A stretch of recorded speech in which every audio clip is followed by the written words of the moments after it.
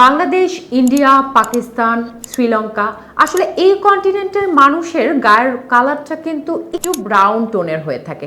তাই জন্মের পর থেকে সবার মনে হয় একটাই খায়েশ, আর সেটা হচ্ছে গায়ের রং ফর্সা করতে হবে। এমন একজন ব্যক্তি নেই যে গায়ের রং ব্রাইট চায় না, যাকে দেখি কেউই সন্তুষ্ট না।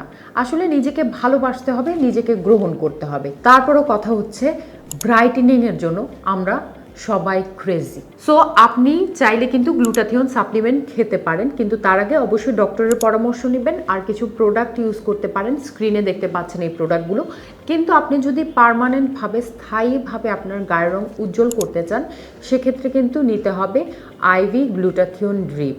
এই ড্রিপটির কিছু সেশনের মাধ্যমে কিন্তু আপনার গায়ের শেড পরিবর্তন করা সম্ভব, কিন্তু অবশ্যই আমি বারবার বলি যে হচ্ছে একজন ডক্টরের কাছে আগে কনসাল্ট করুন, এবং তারপর আপনার জন্য যেটি দরকার বা যেটি প্রয়োজন হবে ডক্টর অবশ্যই আপনাকে সাজেস্ট করবেন।